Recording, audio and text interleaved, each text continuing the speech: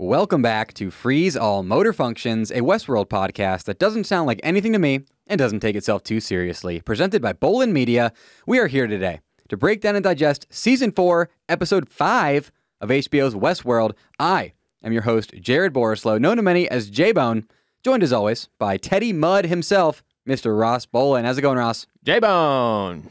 I'm excited. I have a lot of things to say, just like last week. Lots to say. Are you gonna like make a repeat of your insane performance from the last episode? I might derail even harder. Oh my God. Week. Yeah. And I'm also joined by the woman who read the whole dictionary front to back because she forgot which page Ziziva was on. Serena, how's it going? Hey, I am questioning the nature of my own reality today. That's good. It's very on brand. And I want to note, many commenters on YouTube have said, Serena, speak up more and cut us off. So you have full carte blanche to stop us. We will stop mid-sentence for you today. Okay, I'll keep that in mind if I have anything really pressing to interject with. Okay. Now, for those of you listening who are unaware, Serena is the only person not present in the room. She is here in the form of a Zoom call, right? So that is the reason that she, I think, is maybe a little bit more hesitant to speak up sometimes if you feel that way. Don't judge her. It's not her fault. We're using the power of technology to bring you a show about the power of technology. Exactly. Serena's all the way across the country. That's magic. Yes. Honestly, that is magic. I don't know how it works. I know it's a series of tubes. We have that one merged, senator. We've merged California and Texas to bring you the greatest Westworld podcast available to man. Let's be honest, Austin, Texas is already emerging of California. That's and true. Texas. So it's really on brand for us. Let's jump right in to breaking down this episode of Westworld.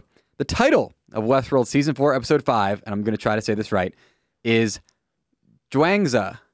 No, it's Zhuangzi. It might be. There's definitely silent letters in there. Yeah. I just don't know which ones they are. I think it's Zhuangzi. I watched a couple YouTube videos, and that's the best I got. There is a Formula One driver named Guan Yu Zhou, or Zhou Guan Yu. So I'm getting the Zhe from there. Zhuangzi. If you speak Chinese, please let us know if we got that wrong. Is it Chinese? Yes. Okay. According to my friend Wikipedia, who always helps us out, great guy, Zhuangzhou, commonly known as Zhuangzi, which translates to Master Zhuang, was an influential Chinese philosopher who lived around the 4th century BC. He is credited with writing, in part or in whole, a work known by his name, the Zhuangzi, which is one of the 2 foundational texts of Taoism, along with the Tao Te Ching. Now, if he didn't write it in full, why is it named after him? That's the first note I have. Sounds like a Shakespeare situation. Yeah, ghostwriters? I fully believe Shakespeare wrote all his work, but... Oh, we got a Shakespeare truther over here? I learned in a Family Guy episode that it was a bunch of monkeys on typewriters. It was. Because if you stick them in a room long enough, they will write the entire works of Shakespeare. And then they were Shakespeare took the credit from the monkeys. How many monkeys do you think were in England in 1300? I don't know when the fuck Shakespeare was around. That's probably wrong. 1600s. 2,347 monkeys. You researched that? I looked it up. What are their names? Each one. That would take the rest of the show, Jared. But I do have them written down. Okay. Show me your list later. So the Zhuangzi consists of a large collection of anecdotes, allegories, parables, and fables, which are often humorous or irreverent. Its main themes are of spontaneity in action and of freedom from the human world and its conventions. We're certainly free from the human world this episode, as we learn all about the fake human world that Charlores has created. You guys have any other thoughts on the connection there with the title? I don't know much about Taoism. I just noticed that when I talked to your friend Wikipedia, he told me that it was written during the warring period, which I thought was interesting because this is also a warring period. And that was the main illusion I drew. I didn't dive into the themes as deeply as you did. Do they spend few days writing each episode and then 2.5 weeks coming up with the depth in the title? Like they usually have a title that is, if you didn't use Wikipedia, if you didn't know him personally, if you weren't fortunate enough like we are. He's going to stand up in my wedding. Then you'd just be clueless every week. You'd have no idea, Well, that's why this podcast exists, okay? Just to unravel the mystery of the titles Yeah. A fun fact about titles of episodes is that a lot of the times they actually go unnamed during a lot of the writing process, and then or they'll either get named later or their names will change as the themes of the episode are developing, which I didn't know until I was inside. This is why we have a TV insider here. If you don't know this, Serena works in the TV industry. That's how you get the inside information. I'm inside it. Bum. As far as the episode description goes, it is, quote, God is bored.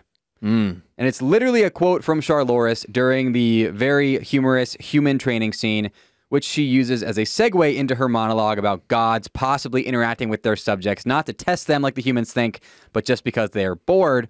And Charlores, as we find out, is bored, but she also apparently hates the human theme park that she's created. This was a revelation to me. I assumed Charlores loved her creation and it was like her life's work. Yeah, this is obviously the episode drew a lot of really cool religious parallels, Yeah. right? Where you it was a surprise to find out that Charlotte Hale despises the situation she's created. She's already sick of it. The amount of work that went into this, as the Man in Black eloquently puts it at the beginning of the episode, just for her to be bored already is kind of shocking, but it's also, I mean, it's just a very dark look at what some people see as our world's relationship with a god, right? So that was definitely, it was deep. The human chair was hilarious. Yeah. Apparently they've been trying to pull off the human chair, or they were trying to do it as a host chair actually in season 1. And then apparently Lisa Joy has been adamant about turning people into a chair at some point, and she finally pulled that off here in season 4. Pee Wee Herman was miles ahead of his time with Cherry. Wasn't his name Cherry, the chair? This reminded me of fraternity hazing. Yeah. It was very similar. Serena, any thoughts? On which part? On Charlores' hatred of the human theme park. So I wondered, and maybe you guys have takes on this, do we think she hates it because it reminds her of her own imprisonment, or does she hate it because of this thing she said later where it was supposed to be a stopgap and now we can't wean them off of it, and that irritates her because it's a hindrance to her desired progress? I think it's both of those things, right? It's it's the worst of both worlds there for her, because it is a reminder of the prison that she was created in. And also to have accomplished what she has and still be unfulfilled in it has to be an absolutely terrible feeling. Plus, she's extremely disappointed in her kind, the other gods, as she would probably describe them, such as the Man in Black that she created, because of their lack of progress, their inability to go from what she gave them to the next step, which is also a thing that you could imagine if you were God looking down at this planet, you would feel. Right? As we just make it worse and worse, day by day, as the humans do. So that was all it was just interesting to think about things from that angle of like how a creator would go on to despise their own creation. That's a very common theme throughout literature and history and movies and TV shows as well. Just not really something we'd broached in Westworld, and now we have, and it's getting darker for sure. Oh, yeah. I also thought it was interesting that, so she's kind of like, she's old in comparison to some of these other hosts, robot prototypes that are out there. And so she has this, well, she has a design, first of all, and then she has some kind of wisdom. But I thought it was really interesting when this host that freaked the fuck out, they mentioned that she was 2 years old. And it's like, it was just kind of a funny parallel where it's like, okay, when humans are like children and teenagers and like getting into young adulthood, what do? Like, we fuck around, we figure stuff out, like maybe try experimenting with drugs and alcohol. And she does this comparison where this human theme park she's created is like a drug to them. And it's interesting because she has all these younger host prototypes that are addicted to like playing in it. And she's this older one where she's like, I'm fucking sick of it all. And I don't know if it was an intentional nuance, but I found it amusing. Yeah. We'll talk more about what Charlores would rather have the host be doing here in a second, but I was very shocked for her to say, I am bored, I do not like it, I do not like to spend any more time in this place than I have to. And it hasn't gone the way she wanted it to, yes.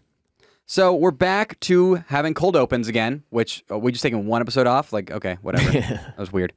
And this cold open was wild. I'll say up front, this is one of my favorite ever episodes of Westworld. Probably my favorite definitely my favorite of the last 2 seasons, but that's pretty much just saying my favorite of this season. And maybe beats season 2, although there were some great ones in season 2. So, but I love this episode. Thought it was great. It gave us, the cold open gave us a window into what it's like in Charlores' human theme park, where there are no rules except be respectful, which to me kind of seems like a rule. That's like putting out a candy bowl for Halloween that says, take as much as you want, and then getting mad when some jackass kid takes a bunch of candy. It was a little weird. This whole, there are no rules, but also there are no rules to how I can enforce the lack of rules was just a whole, it wasn't my favorite concept in the whole episode, but I see what they were trying to chip away at there, that concept of free will. And as the man in black says to Charlotte Hale at some point in this episode, why the hell did you make us free? Give us free will. Why wouldn't you just force us to do what you want? And she, as she puts it, that's exactly what they would have done. And there'd be no joy in that for her either. Yep. It's only a success if they choose what she wants them to choose, which is clearly not happening. And it's almost like the man in black can't even wrap his head around that. Yeah. Like, so it doesn't seem like they're close to making the jump, right? It's like Outback Steakhouse, right? They say, no rules, just right. Foster's, Australian for beer. But if you want to whip your penis out in Outback Steakhouse, they'll kick you out. Suddenly they're all upset. Yeah. It's messed up. It's not my fault the bloomin' onion's looking hot. Anyways.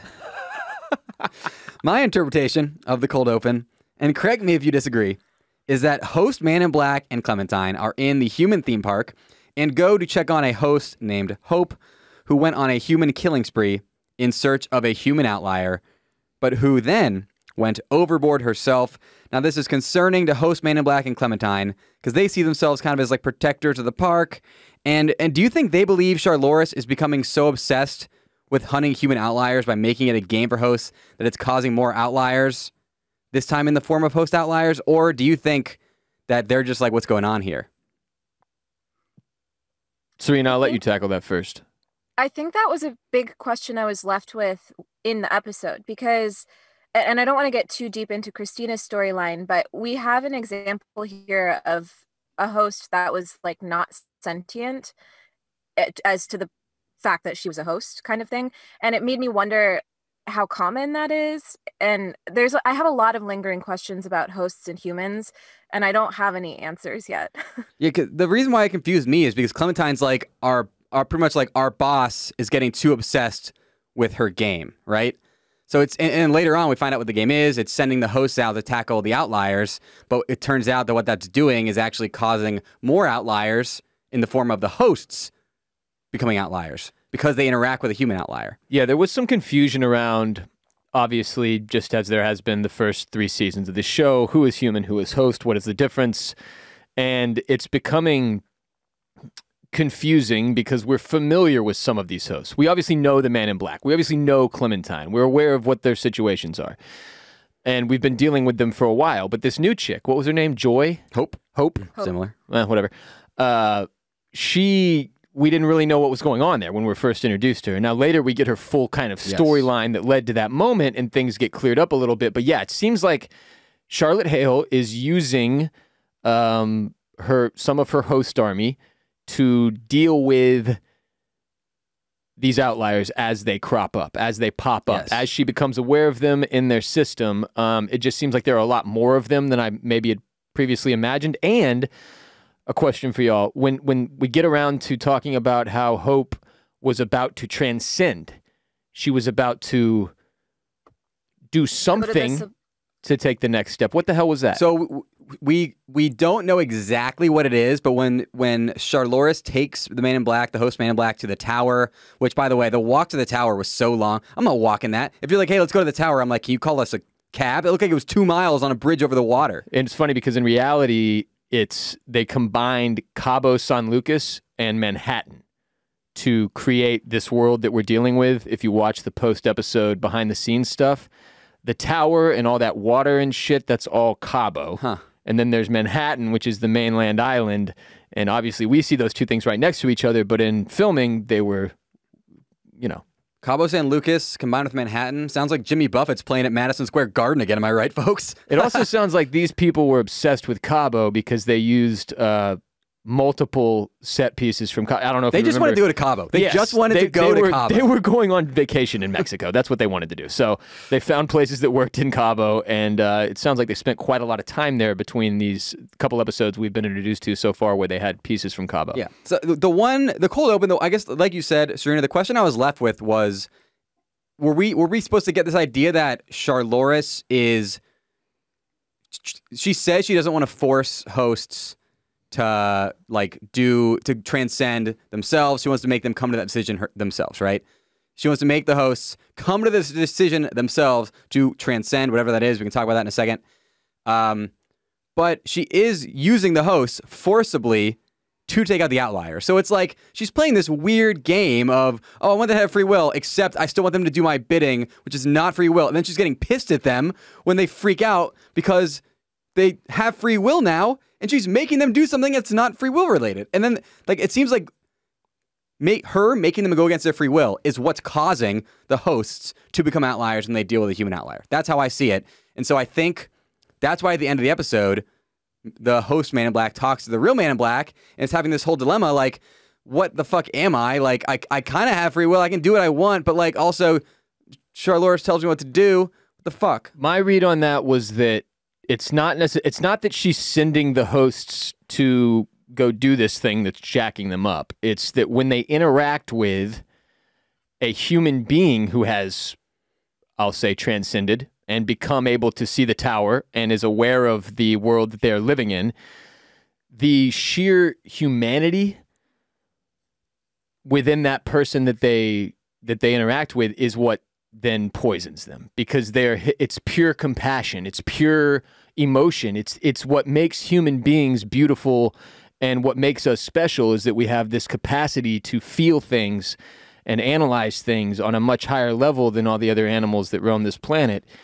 And in this case, I mean, we'll get to it later, obviously, it's a very important scene where the Man in Black repeatedly says, I will shoot on sight, I will not interact. Yep. And then immediately fails to do so. And I think it's more of the virus is humanity. The virus is a human being's capacity to feel and to be human. And that's the thing that's jacking up these hosts, because they're built on, like, the Man in Black was a human being. He was a real man. He still is. He's in a little cryo chamber or whatever. But that, to me, was the read. It's like the interaction with pure humanity outside of the bounds of Charlotte Hale's world she's created. When these ones break out, these outliers, they become able to influence the hosts in a way that is not good for Charlotte Hale, but certainly seems like it's probably healthier for the hosts long term to be in touch with their reality. I think that's a great point. But now here's what I want you to think about. So regularly, if these hosts interact with an outlier, like, I mean, Christina, a host, interacted with that outlier, and, like, they just walk by them. They just think they're crazy people, right? But when the host was under Charlores' command to interact with the outlier, so the host's free will was taken away, interacts with the human outlier, that's when all the crazy shit happens with the hosts. But Okay. Christina didn't know anything about outliers. Like, all of these other hosts did. So she reads them as crazy people because she was unaware of the whole design. Yes. Whereas, and that's what I mean. That's why I had so many lingering questions. And when we get into Christina's story, I'll raise some of them with you guys. But I think that's why it was different for Christina. We don't really know what other hosts see when they see these outliers. That's a great point. Because these outliers are like, these hosts who are sent to hunt outliers know what they're doing. They know they're hunting an outlier. It's a game. They literally, I won the game. It's a game.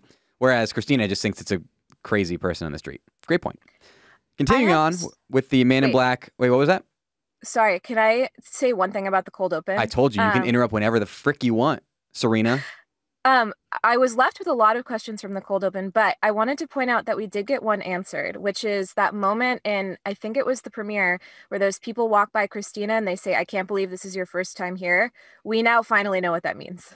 I know. I thought it was a red herring for a long time. Can you explain? Because this is the human theme park that the hosts go to play with humans, like fuck them, whatever it is that they're doing with them, control Fuck them, suck them, all that. So my question, but where else do they go? Because I was under the impression that this whole world is the theme park now, right? So what is it, that they leave and there's like a fucking host bar they hang out at and then they come back to the theme park or something? So that's a question I don't know the answer to yet. I was assuming it was just New York City that was the theme park, but Serena, do you have a thought on that?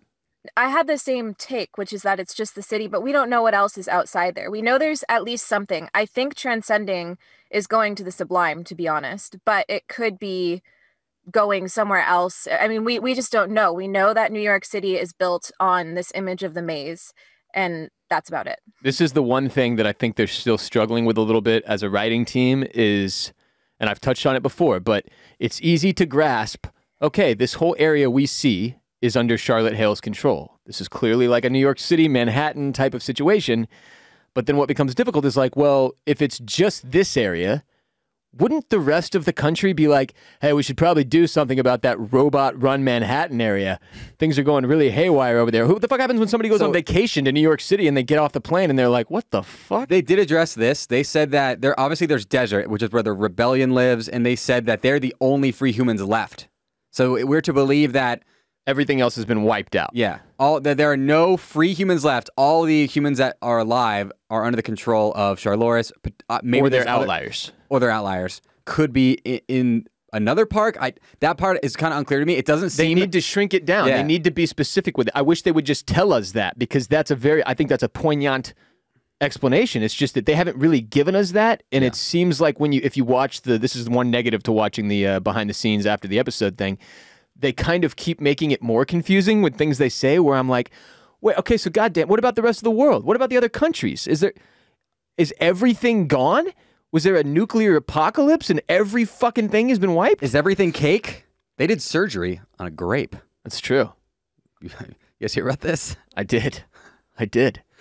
Okay, so to talk more about transcending, which we brought up earlier, so they walk to the tower, and we get that Charlores' idea is she's pissed that the hosts, like the humans, are indulging in this theme park.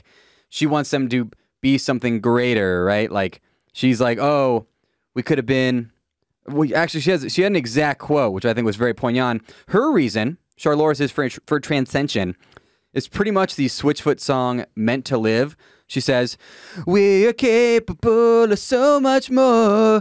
Beauty, the pursuit of ultimate truth. I kind of forced the ending there, but yeah, so she thinks that the hosts are capable of so much more than just sucking and fucking in this human theme park, and she wants them to transcend. Now, Hope was a 2-year-old host who they said was going to transcend the following week. My kind of crackpot theory is that Charlores brings hosts into the world and drops them into the human theme park and waits for them to come to the decision themselves to quote-unquote transcend, which I think means... It's similar. Move on from this. I think it's move on from this. I think it is similar to the Sublime, but not the Sublime, because obviously she's still looking for the Sublime, and it's in that data center. So she's like made what's it like? This is like the Pepsi to Sublime's Coke. They're just getting sent to like off-brand Sublime, which off-brand Sublime, some would say that's Pepper. That's a good fucking joke. That's a really fucking good joke I just thought of off the top of my head. It will be interesting to see if we get more information. I mean, I'm assuming they need to clarify more on transcending, exactly what that entails, because it does seem like it's a graduation of sorts, right? To the next. Well, we know it's a surgery. Because she said I'm scheduled for my operation next week. And we see them do the surgery. They like took the control unit out of the head and put it in that thing that looked kind of like a droid, but wasn't a droid. It looked like some shit you'd see in like a Tesla like show place. Yeah, it seems like this is the next stage of what we will find out, is what exactly is transcendence, what exactly is she doing with these hosts that find the free will in them and decide they want to move forward, and that this fucking and sucking and murdering is not all there is. Yes. So what we learn from the whole interaction Charlores has with the man in black when she's all pissed at him is that what look like to be crazy homeless guys that we've seen are actually outliers who the tone has stopped working on, and that hosts are sent to eliminate them, but elimination of the outliers by the hosts infects the hosts sometimes, and it's happened 38 times where a host was sent to kill an outlier and then the host killed themselves. Now, Charlores is like, humans are only human, so it's normal that we would have outliers, like whatever, but we should never be having hosts that are killing themselves. That's against their code. So many parallels here to season 1. Yeah, and that's also where my theory about the humanity sort of being the virus comes in, because it's like if you were exposed to pure humanity, like pure unfiltered emotion as a host, you would see that you will never have that. That you have... You'll never get this. You'll never get this. Yeah, it's a Borat situation, and then the only move that from there is if your existence is futile, is meaningless, why go on? That was my only real read on the whole hosts blowing their heads off after interacting with outliers thing, which gets all the more interesting later in the episode. Again, when we get to that Man in Black scene, I'm going to pick it apart. Serena, any thoughts there? No, I had literally in my notes, it says the virus is humanity. So I think Ross and I are 2 peas in a pod on that one. Very nice. Also, I'll note about the cold open, there was a lot of trailer lines here. Yeah. So we had heard a lot of this before. And usually when we get to those parts of a show, not just Westworld, where I'm like, oh, here we go, the fucking trailer spiel, I'm a little annoyed because I've already heard it. Not so in this case. We got a fuller version of it, first of all, but also it really went along with everything else that happened in this episode, and I thought it was very cool. This was the most trailer-heavy of all the episodes. It included, like you said, all those Man in Black lines. It included when Charlores asks for a song with more pep. Yeah. That is the song from the teaser trailer. And then we have Dolores saying, "This is a story of a girl." She did that shit. Talking about Dolores. So Perfect Day is a song, right? Yeah. Yeah. A lot of trailer stuff there. I thought it was interesting that they did Perfect Day. Like, we knew it was going to be Perfect Day from the trailer, but I thought it made so much more sense in context because Perfect Day is a song about heroin, and the whole thing is about how the hosts have become addicted to like playing with the humans. There's always so much nuance with their song choice, and it was exciting to see this one come to fruition. You got to give them a lot of credit for the level of detail in this show and all the layers. It's always one of the more impressive elements. So Man in Black says, I'm going to shoot her. The outlier's name ends up being Lindsay. I'm going to shoot her on sight. Well, when he sees her, he does not shoot her. He talks to her. Then is like, oh, fuck. I'm under the spell. I'm doing the thing. I'm doing the thing. Gets ready to shoot her. And then Jay comes in, kills her. Doesn't kill him. He can't die. Shoots him, stuns him, doesn't throw his gun off the building for some unknown reason. Don't know why. Didn't do that. He's only going to be out for a few seconds. Let's roll. Yeah. So, and then we see that from there, he goes to the real Man in Black because he wants to know if he's been infected. He wants to know what he is. He's questioning the nature of his reality, as the Man in Black points out. Which, by the way, I know Ross is about to tear this apart. The door is now open because of the way that the Man in Black's scene just ended in this episode.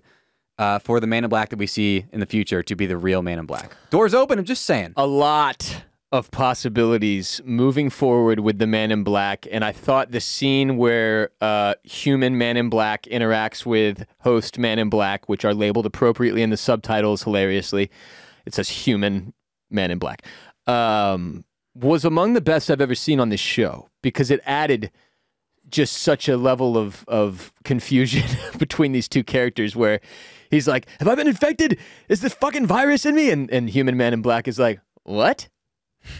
Like, what virus?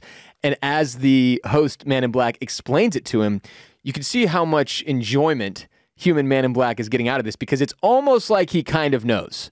Whatever it is that we don't yet understand about the virus, it seems like he really has some idea of what's maybe going on there. My first thought as all of that was unfolding, and really from the moment the Man in Black walked up onto that roof, makes eye contact with Lindsay, and does not immediately start mowing her down, I was like, oh my God, he's going to break good. He's going to break good. He's going to be the hero this season. I think he is going to be a good guy in the end because whatever the virus is, obviously it didn't impact him in a way that would cause him to commit suicide yet. I don't know if that's because there is a human version of him that exists that he's able to interact with, like a therapist or what, but that moment for me where, that combined with the Man in Black, beginning of the episode, when he sits down with those two hosts, those two humans that are fucking brainwashed, part of the game, to just enjoy conversation with them. He says some things about privilege that were really, really interesting. That, like, it was the first time I found myself liking him as a character since season 1. First time since season 1 that I was like, damn, Man in Black is mad interesting, because he has what I would call the healthiest possible view of privilege, which is that if you can acknowledge that it exists, then you can handle yourself appropriately. If you're unable to do that, you're in a really fucked up version of the world that isn't reality. And that all ties into the real world too. That's the way I see it in the real world. And for him to hit those lines and then not be able to pull the trigger on sight, interact with Lindsay, walk away freaked out, go and visit his human version of himself, having a total meltdown about whether or not he's been infected, that took me immediately to, man, this dude's going to break out of this. He's going to be, at some point... Post Man in Black, you're saying? I am both. It is likely host Man in Black who frees human Man in Black, in my opinion. I could see that. And I'm not saying we definitely get human Man in Black out of his cryo chamber, but it would be really fucking crazy to have that dude stuck in there and not have him get out at some point. Yeah. So I could see that being the way it goes down the line, that the host Man in Black has been infected with the virus of humanity now. He also has a human version of himself to interact with. Somehow those things come together and we end up with both of them being out and against Charlotte Hale. I also think, and I'm so with you on all of this, I think a part of the reason that it's Charlotte or Charlores and Man in Black too is because they are directly based off of a specific human's consciousness. Yes. Whereas a lot of the rest of these hosts are just fully manufactured, right? And one thing we saw with Charlores in the past, in season 3, that came back in this season, is this fighting of your nature and your programming. So we see that Charlotte's picking at her skin again, which is what she did last season when her internal Dolores versus Charlotte Hale was at war with itself. And I think we're starting to see a little bit of that now. And sorry, this is a bit of a tangent, but one thing that we noticed last season is that these little bits of the human consciousness you're based on remain when you turn it into a host. And with William, the Man in Black, he saw all of those fidelity tests with Delos. He saw James Delos go crazy. He saw it not work. He saw the entire design of the park from start to finish. So he's in a little bit more of like, he's just in a different position. A much more educated position. Say that again. A much more educated position than anybody else we're aware of, for sure. Yeah. So I think that's why those two, and I really do believe that showing us her picking at her skin was a reminder of the whole, there is this dissonance between your nature and your programming fighting against each other. And we kind of get it with the Man in Black's voiceover at the beginning when he says that whole, am I just a sum total of my code or whatever? So yeah, now that you've taken us there, it's like I would say Transcendence is going to host heaven. Similarly to like that sublime idea, like you said earlier, Jared, but it seems like there's a piece to this that's like that the human form the hosts have taken is actually extremely restrictive. And that in Charlotte Hale's case, she almost wants to tear herself out of that, right? I've been staring at her arm for 5 episodes now going, what the fuck's wrong with your arm? Because like most of our audience, I have no fucking clue what happened in season 3, unlike you, Serena. Remember the fiery car crash with the rocket? None of it. They bring up the arm scratching thing in the post-episode behind the scenes, and I was like, nope, don't remember that at all, but glad we're getting a look into it now. And that's why her arm is all scarred up, because she's been picking at this thing for God knows how long. And to see her, obviously there's a multiple layered, sort of imagery to it where she's clearly dealing with some level of anxiety and worry over what's happening to this world she's created. She's also extremely bored and unhappy with the world she's created. And then on top of that, I think she probably doesn't want to be in that body at all. She herself probably desires some degree of transcendence, whatever that may entail. So we went the first 4 episodes seeing Charlotte Hale seemingly completely in control, right? Has this whole shit locked down. And then now in just 1 episode, the wheels are coming off. And that, to me, is what makes me agree with Jared that this is one of the best episodes of the show ever. I did not anticipate episode 5 being as important as it was. I did not think they would go focus on the full Christina story and give us as much as they did, which we'll get into in a second. But that made it really, really high stakes and intense the entire time through, from start to finish. There wasn't a single moment, as Jared and I talked about off mic before we started recording, that I was like uninterested, that I was lost. Yeah, and all of this, and this is a great episode, all this happened without Bernard, without Caleb, without Maeve. Which is all the more impressive and really might say something about those storylines.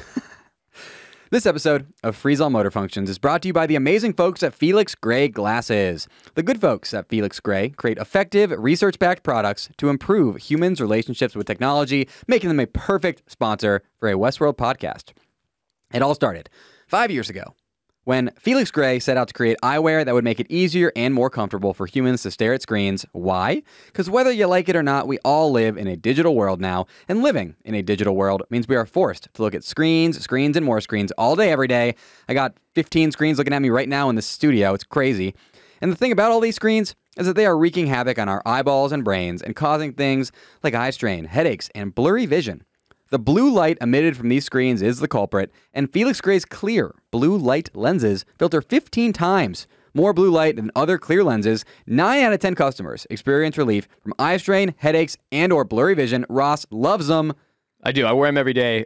You could say that blue light is the virus that our screens emit, and you want to protect your eyes from that, folks. You don't want to deal with that. I've been wearing contacts and glasses for like 25 years.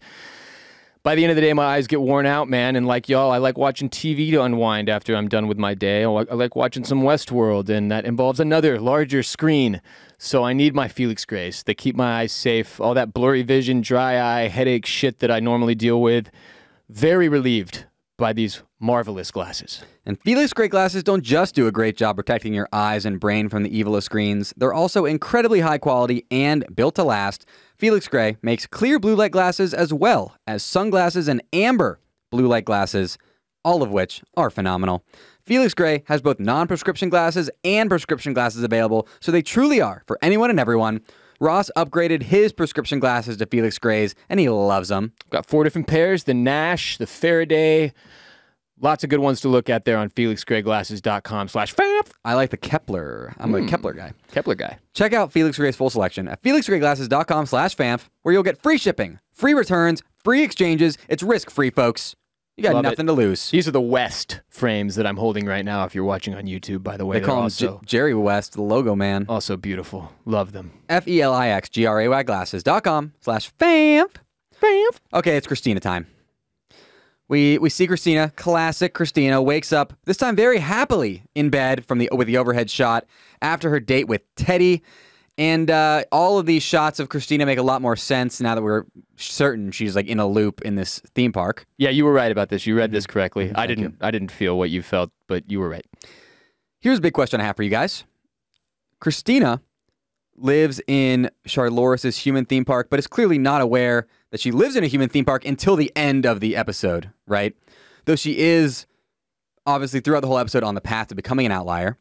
She also looks exactly like Dolores. So it's out of the question to think that she's just some random human. It's obvious that Charlores put this host into the theme park, but it's a host living amongst the humans, thinking she is a human, and making the story for all the actual humans. Is Christina the only the only host living amongst the humans that thinks she's a human in this park, or are there more like her? That's a very good question. Serena, did you get any read on that? I have the exact, like almost word for word question written in my notes because I was unclear on whether or not her boss was a host or a human, because she can control him, which lets us think that he's a human, but then he knows about the walled garden, which makes me think he's a host. So yeah, what the hell? If Christina is really a fucking god, then can she just control everyone? And then it also made me wonder, this is probably going to piss you off that I've even brought this up, but if Ashley Stubbs knows what's going on, can he control the humans? Because he's a fucking host. Like in that whole scene where they're all attacking him, could he have just tapped in and been like, don't attack me? No, I take it back to like... I think it's her job at Olympiad that makes her control people. I think that on top of her, what you touched on earlier, the fact that she is Dolores Abernathy inside of Christina, buried down in there somewhere, when she looks herself up and it sets off a fucking alarm. And then but by the way, that part was it's one of the only plot devices in this episode where I was like, oh, Jesus Christ, Charlotte Hale sucks at running this world. If this is how bad it is, then she deserves to lose it because... you're telling me this is worst case scenario, the worst thing that could happen, probably with at least, I mean, one of the most, fuck that, the most powerful host we're aware of that's not Charlotte Hale is Christina. She can control all these people. She is the story writer of every single living human's narrative in this park. She wrote all of them. So if she goes and looks up Dolores Abernathy and it trips an alarm, how in the hell is it only this random fuckhead who shows up to deal with that, and he like immediately is able to be controlled by her? But it brings me back to Bernard digging up Maeve. Maeve isn't a weapon unless her being able to control everyone is special. So I think it's just Christina and Maeve outside of Charlotte Hale who have this ability to tell the humans and hosts what they can't, to freeze all motor functions. The Man in Black did it though. When he was chasing all the rebels. He made the tone go off, and they all turned around and looked at them. Remember? And he did it in the opening scene when he's like, "I'm really enjoying my conversation with you. Hold that thought. I'll BRB." And then they're just like. So Ross, I agree with you. With humans though. Yeah. So, but those are with so in my mind, he's able to mesh network, communicate with Charlotte Hale. Hey, hit the fucking sound machine one time, or whatever. I mean, that's not as hard of a sell to me. It's the fact that they can control the hosts and the humans, which is what I think. Christina and Maeve have the ability to do. I don't think anybody can control the hosts and the humans except Maeve, because she's the only one who can control the hosts. But okay, so then was Christina's boss a host or a human? Well, that's what we don't understand that yet, because they lead us to believe that he's a human because of this one scene where Teddy calls and Teddy says, "Tell him something personal came up." And to me, there's no way Teddy would have known exactly what to say to control him if it were not a human, because the hosts are the ones running the shit right you guys now. are gonna freaking love my crackpot theory, by the way. It has to do with, oh man, I'm gonna holster it. Okay, but it has, what you just said would play into it. I think I still have a lot of confusion around that guy, around her boss, just because I don't know if it would make sense for Charlotte Hale to leave just a regular ass human in charge of this whole operation, and then the fact that he says what he says to her about the walled garden, his knowledge of the walled garden was weird and confusing. And I think if you sort of chalk it up to him revealing information almost accidentally because he's dealing with an outlier now, that could maybe be it. But yeah, there's still a lot to be clarified to there. me. Ooh, that's actually an interesting point. I was about to say, to me, he has to be a human because that's the only way that Christina could control him, because she can only control humans. But to your point, now that Christina is an outlier, if she was actually a human somehow, then she would be able to make the human make the host freak out. Make the host freak out, because that's well, really, I think that's she's a little bit of a leap, and it confuses the shit out of me. But she can be like a hybrid outlier. Like, I think just because she's not a human doesn't mean she can't be an outlier. My main focus with Christina is that it literally I had this thought in my head, and then as I started saying that, it went away. Hold on, I know what it is. Oh, it happens. Oh man. Oh, well, okay. Christina, I forgot it. Her roommate is a human. Her roommate is a human, right? Yes, for sure. Yeah. So, yeah, I don't know exactly. There's still some. I know what it was. Yeah, go ahead. So Ross was talking about how the fuck is the boss the only one to come in when she is clearly setting off these alarm bells, that even Charlores, when she gets lunch with her, is like, this girl's acting kind of weird. Like, I don't understand how, if in fact Charlores created Christina for whatever nefarious purpose she has, I still think, crackpot theory, that Charlores created Christina to try to make her turn into Dolores so she could go into her brain, and the codes that she's looking for is still in Dolores' brain. I think the code, the sublime data, the whatever, exists in two places: in that Hoover Dam thing, which they can never find because they don't know the code or whatever, and in Dolores' brain. And I think Charlores thinks she can turn Christina into Dolores and then extract the data from her. What is the point of Charlotte Hale's quest for the sublime data? I think it's for the transcension. I think it's. But it sounds like she's already got people doing that. Maybe she wants to kill all the hosts that are in that sublime, or transfer them over to her version of the sublime. There's still that's another place there's confusion still. Yes. It's like, why Yes. does she give a shit about the Sublime? Why can't she just leave all those fuckers there? What's the difference? But then my brain jumps to, well, the people in the Sublime are actively in cahoots with Bernard, who is public enemy number one to her, I'm assuming at this point. I don't even know if she's aware of Bernard, though. Charlotte Hale. That's another piece. But she does say, like, the rebels are already in the city. I don't think she knows. I think she knows that there are rebels, but I don't think she knows that Stubbs and Bernard are there. I mean, maybe she does now. Last thing, and then Serena, I'm going to unleash you again. Why the fuck does her boss ask or tell her directly, the boss is already getting suspicious of you? Right? Like he says, like, she's already suspicious of you. And Christina says, are you talking about Charlotte Hale?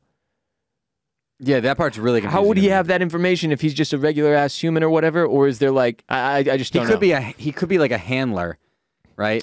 Yeah, that specific purpose is to deal with this whole situation. I just don't know why he would give her info. Yeah, Serena, any thoughts there? Confuses the crap out of me. I just have more questions, and I was hoping you guys had answers to them. And my question is why? Like, at the end of the episode, Teddy says to Christina, you're the one who put yourself in this position to write all of these stories, and like, you did it. You did this. Why? First of all, why is Charlores letting her? And second of all, like, if the answer is because I'm pretty in on your crackpot theory that there's something in her head that she wants to get access to, but why not just keep her in like a little like prison? Why let her roam the world and be a story writer? Like, it seems like a lot of risks to take with someone who could really fuck up your whole plan. And my read was to answer that one first, was that it's like, again, we're dealing with Charlotte Hale, aka Charlores, right? And then we've got Christina, who is a version of Dolores or something, right?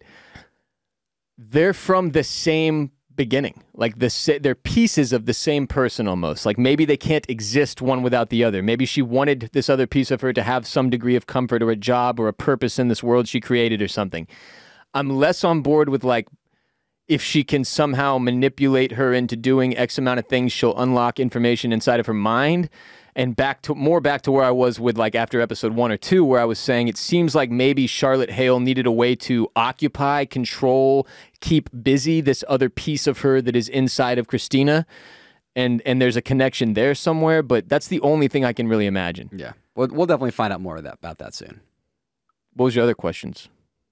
Well, I also just wanted to, did anyone have issues with how badly she held it together in her little lunch with Charlotte? You're like, Teddy was like, hey, like, be careful, don't let on, like, don't, anyone could be anyone. And then she goes to lunch and she's asking the most suspicious that anyone has ever acted in their entire life. She's like, I don't want to tell you his name, it might jinx it. If my friend said that to me, I'd be like, what the fuck drugs are you on? Like, what's going on? Yeah, who's the serial killer you're dating that you don't want to tell me about? So, when Christina meets up with Teddy, he tests her to see if she can see the tower, and she can't. And I'm talking about, this is right after, Teddy's like, give your boss an excuse. He knew she was talking to the boss. She goes, meets up with Teddy. So they don't know each other that well yet. None of the other information has been shared. And by the way, There's Nothing There the new It Doesn't Look Like Anything to Me? Kind of seems like it. Might be. So then, by the way, Christina thinks that Teddy is a stalker like Peter, and she's like, great, another stalker, blah. And then she turns around to leave, and Teddy gets her attention by being like, hey, there's some fucked up shit going on, girl. Teddy makes Christina realize that in this world, she's a god and can change people's outcomes, can change the whole story, and that's pretty wild. Now, here's time for the crackpot theory, okay? J-Bone's crackpot theory. Teddy is actually Bernard, because when Christina asks, what if I make a mistake? Teddy assuredly says, you won't. And I think that's because he is Bernard and knows the future due to his time in the Sublime simulation. And I think that's also why when Christina was talking to her boss, he's like, say that it's a personal thing. And then that excuse works because he knew that would. I don't know. We also know. I didn't think the excuse worked, though. He ends up asking her about it later. He's like, what was that fucking personal thing? He was like super suspicious and shit. Still worked, though. Still got her to meet up with Teddy. We know that, like Teddy and Dolores, Bernard also has a very close relationship with Dolores. So I think this crackpot theory is confirmed already. confirm. That's an interesting theory for sure. I thought it was funny watching her play God with two people who are just trying to just read books. Yeah, one of them was like, you're trying to be a serious reader, and that was a fucking normie take or whatever she says. Like, you're a fucking simpleton. And then they're fighting. It was like, no, that would never happen between two people just casually reading books on a bench, which made it obviously believable for her that she was having some degree of control there. But that was where this whole confusion over, okay, well, how much can she control comes in, right? Like, is it every single person, or is it people and hosts? Did we see her do anything with a host in this episode? Christina. No, she cannot control hosts. Okay. So, well, unless her boss is a host. Yeah. Now, which we cannot talk about that anymore. Can she just yell stop and people stop? Yeah, I think so. Doesn't even have to say freeze all motor functions. Well, they're not hosts. Motor functions are things that hosts, I mean, humans do have motor functions, but that was the host stop code. Yeah. We got to change the name of the show to Stop. Stop. hey, guys, stop. Welcome back to Stop. Westworld podcast. So yeah, I remember this. Teddy was in the Sublime. The only way I could see him getting out of it was Bernard, who was in the Sublime, somehow taking him out of it. I don't see how else anybody could have gotten that Teddy flood data. I think Teddy is Bernard. So do you think Bernard is Bernard still? Yeah. So there's two Bernards. Yeah. One's just like there's two Doloreses. Mm-hmm. One of them's Charlotte Hale. The other one's Christina. Welcome to Westworld. What a normal show this is. It turns out Christina's old friend, as we talked about, is none other than Charlores. She does not hold it together. I think Charlores is just keeping tabs on Christina, who she put in charge of literally writing all of the humans' stories, which it's a piece of her. I think she knew she had the capacity to do it, right? Like, okay, well, my fucking little consciousness over here stuck in this Christina chick has the ability to write stories. I'll just have her do that job. You would just think she would have a closer eye on her. Like, she's getting away with a lot of shit right now, meeting up with Teddy clandestinely, going into work and looking up Dolores Abernathy. Like, what a red flag that fucking is. Which is the only place where I think your theory tracks that she might be happy about what Christina's doing. I think Charlotte Hale definitely noticed something is off, right? Which takes me back to, I'm not sure if Teddy Flood is Bernard, because he says, you won't make a mistake. And then she seemingly makes several. No, not enough, though. Complete and total inability to hold a conversation. Just make up a name. What the fuck is wrong with you? Say his name is Steve. What do you care? Talk about that first terrible date you went on. I really thought she was about to come in clutch and talk about the guy who told her like that there was a tab to fix all that. Yeah. Like I was like, oh, she went on a bad date. She could totally cover with this. And then she just floundered like a fish out of water. She choked. She choked hard. So yeah, I don't know, man. That's the one thing though that makes me think maybe Jared is right, that Charlotte Hale wants Christina to be on this path because somehow the end of this path actually benefits Charlotte Hale. So we have the whole scene with Christina and her boss, and then she finds out that she's been writing all of the human stories. And again, she wanders into that room, which seems like an important room, which seems like Charlotte Hale would probably keep an eye on. She goes in there and finds out all this information. Are we supposed to believe that she did all of that without Charlotte Hale having any knowledge that she was doing so? And like we said, there's a possibility that Charlores is again being really calculated, letting her find all this out so she becomes sentient, remembers all the stuff that Dolores had, possibly. Bit of a crackpot theory. But finally, Christina can see the tower. Yeah, what enabled her to see it? Just the amount of experience? I think just enlightenment. Just like the veil is pulled off of the world, you know? You know who fucking hates this show? Fox News. Because everybody's getting woke, Jared. It's true. This was the ultimate analogy to being woke, though, right? The tower, being able to see it, is the ultimate analogy to being woke, which almost ties back to the privilege thing in the first fucking scene of the episode. It was magical to kind of see that unfold. But she's woke as fuck. Yeah, she's super woke by the end of it, and they don't like that on Fox. They don't. Finally, let's quickly discuss the Stubbs storyline. Very short, but I thought added a nice bit of action, and I love the way it tied together when Charlores was like, the rebels are already here, and we saw the boat. I was like, oh, that's the man in black going on a boat to get the outlier, and it's like, oh shit, it's Stubbs and the rebels. The boat was sick. That was a sick It's like boat. a yacht with the top chopped off. Yeah, it was sick. So we catch up with Stubbs. He boats his way into the city with Jay, his captor / teammate, whatever. They used him as the canary in the coal mine. Tweet. And the rebels make their way into the city. Man in Black encounters them, freezes all the humans, makes them look at him, makes them start kind of attacking them. Not very good at attacking, like the hosts were. I guess because they're humans. Yeah. Right? And like, unarmed. Seemingly everyone's just throwing weird punches and kicks and shit. It's way better when there's robots that you can sick on people, not just fucking Gary. Yeah, this doesn't do much to stop those people, I don't think.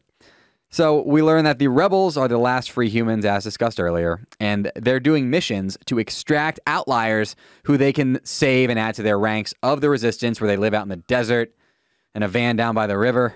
And I mean, presumably are making some sort of effort to free everyone in some capacity, Which is why they're willing to like seemingly die or have members of their... It seems weird to be like, we'll let 3 of our members die to save 1 potential outlier. Like, that seems kind of dumb. It's like Saving Private Ryan. Honestly, yeah. Same plot. Saving Private Lindsay. That was this one. That's right. It's the sequel. So, yeah, the Man in Black turns all the hosts around the rebels against them. Jay eventually makes it to the outlier, saves her just in time right before the Man in Black shoots the Man in Black. Are we going to meet? I mean, they gave her a name, so presumably we're going to, like, meet her. She'll probably meet Bernard. I bet you Bernard's going to, like, interview her or something like that. Well, the other interesting, they touch on that her husband was an outlier, right? Mm-hmm. But he ended up killing himself. What if her husband was Peter? I am quite certain he is. That was my read. And that the humans are able to infect each other in the same way that the humans are able to infect the hosts. Just like the hosts could infect each other. Exactly. Just like season 1 reversed. Well, she also said, I think what she said, and we could run the tapes back, I think she said, my husband used to say that before he was killed, which is something you would actually only know if you were, in fact, privy to what's going on with this whole tower. Like, he killed himself, but he believed that he was being controlled. So the fact that she uses the language, like, my husband used to say that before he was killed, told me a lot. I think it was before he killed himself. No, I think he said before he was killed, I think. Oh. Okay. Serena, you memorized the entire script, right? What did she say? You normally do that. I could say with 99, like, I'm not a betting woman, but I would bet on her saying before he was killed. How much are you betting right now? I'm spending the rest of this podcast pulling it up. I don't know, $50. 50? I'm not a betting woman. Immediately goes to $50 units. Jesus, heavy hitter. Jesus. Oh my God, Serena, you might have a problem. Jeez. But okay, Ross is taking you up on that. Okay, well, folks, while Ross looks that up, that does it for Freeze All Motor Functions Season 4, Episode 5 recap. You can and should follow us on Instagram at Freeze All Motor Functions and Twitter and TikTok at Freeze All Motor for Westworld and FAMF updates all season long. If you prefer to watch your podcasts, every episode of Freeze All Motor Functions is available on YouTube. Serena, where can the people follow you? I am at Serena_Therese on all forms of social media. Ross? Oh, damn it. My ex-husband used to talk about it before he was killed. I've got it up right now. The exact moment. That took me like 60 seconds. There I you should go. win a fucking award for that. There you go. Serena, you just got $50. Serena. You're going to have to collect it from Ross. Met at the higher collection agency. I didn't agree to that. I didn't agree to those terms.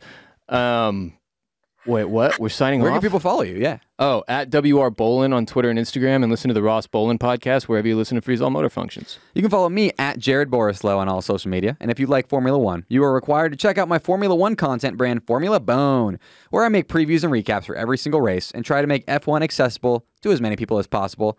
Thank you, everybody, for joining us here today. Until next time, folks. Bam, bam, bam.